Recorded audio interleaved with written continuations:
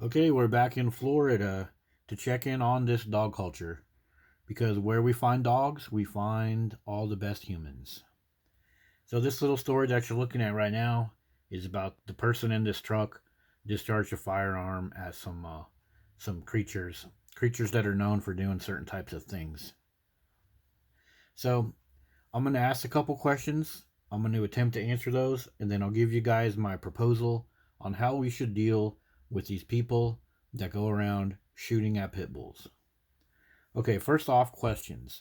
The question that I have is what kind of society does this person live in that would push him to fire his gun at dogs from his car?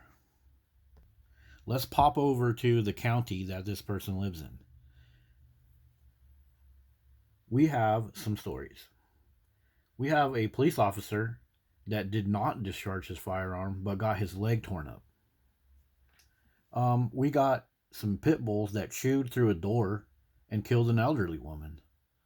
We got a bunch of problems with pit bulls over there, really close to where that white truck was. We got our little black kid here, he got messed up. So that's the kind of society that person lives in. He lives in a society where people are allowing dogs to tear up police officers, women, children, everybody. So now let's just go over to just Florida in general. Here's our Florida dog attacks playlist. We got people that have to use firearms to defend themselves from these dogs. Police officers have to defend themselves from these dogs. Maybe this guy was just pro police. Maybe that's the deal.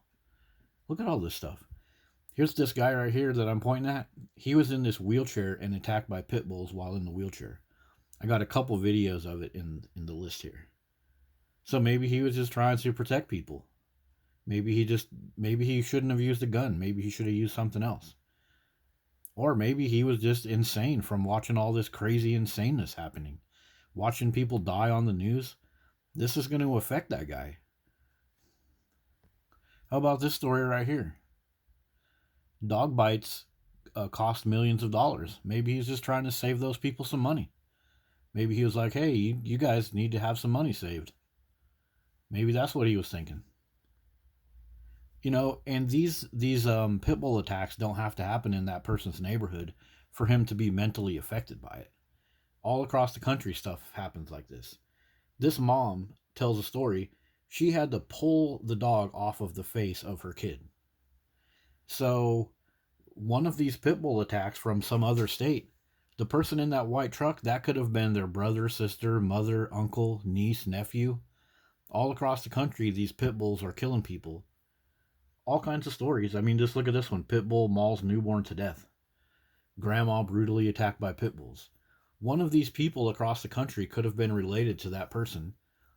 And maybe that person called animal control and said, hey, I need some help. Maybe the person in this truck called police or animal control and said, hey, I need some help. I like to ride my bike on this street or walk my kids on this street, and I need these dogs to be put away. Maybe that person knocked on the door of this house and got bitten or snapped at by these dogs, and maybe that person never got any help. So I'll put this story in the description. Elderly man killed, 2 others injured. Now in this story, these firefighters are using axes and stuff to defend themselves from these pit bulls. And it turns out that over 100 calls were made to the Humane Society and other law enforcement agencies about these dangerous dogs, and nothing was done about it until that man was killed. According to the story, he was an Air Force veteran and he was married. So he lived all of his life just to be ended by pit bulls and leave his wife alone.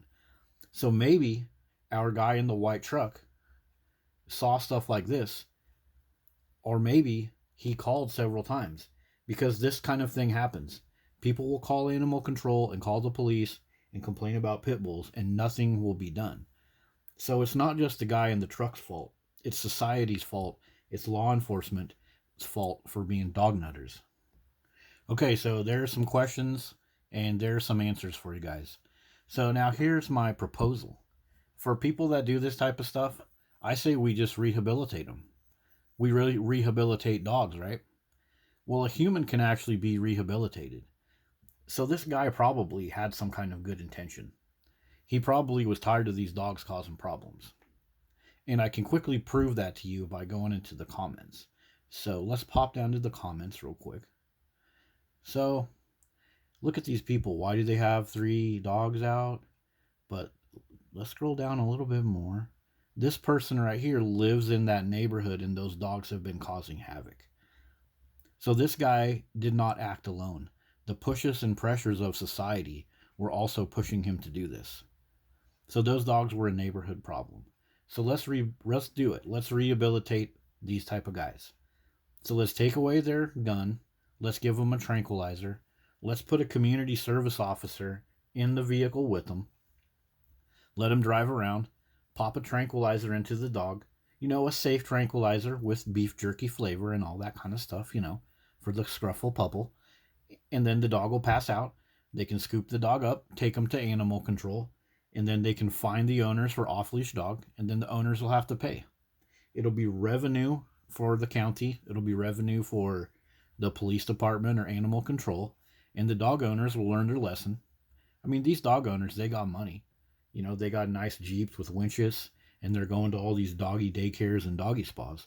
So they can pay the fines, and then they'll learn their lesson. These dogs will be put in the house. These dogs will be on a leash, and people can walk the neighborhood and be safe. And when our guy in the truck here gets rehabilitated, we can send him off to train other people to do the same thing. He can keep neighborhoods safe, and it'll be great. And I mean, why not rehabilitate the guy? We give these dogs second chances all the time. These dogs that act on nothing but instinct,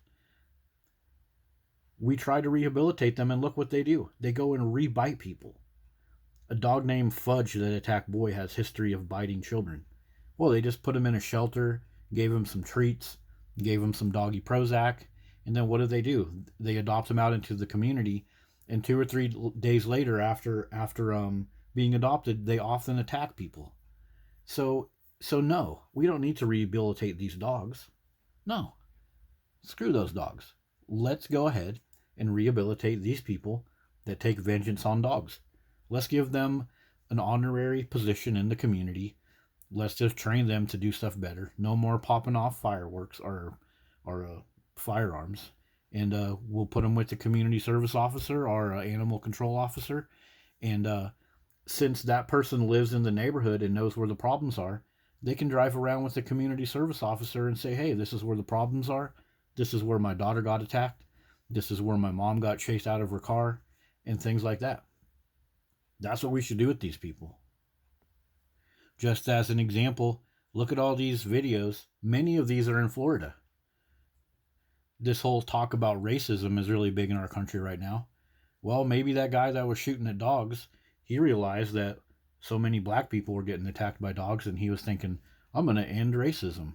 Well, if we rehabilitate him, take away his firearm, and let him go around helping the community service officers locate these nasty mutts that are tearing the citizens apart, well, he actually could. He actually could put a huge dent in racism, because look at so many up and coming black people getting ended by dogs, just like the story of the wheelchair earlier in this video. So there's plenty of, political power that could put something like this into play. So why don't we do it? Why are dogs allowed to do this kind of stuff, yet we don't do any kind of community effort to end it? We just demonize people and allow the dogs to keep killing each other, killing our fellow humans. So what does everybody think? What do you all think?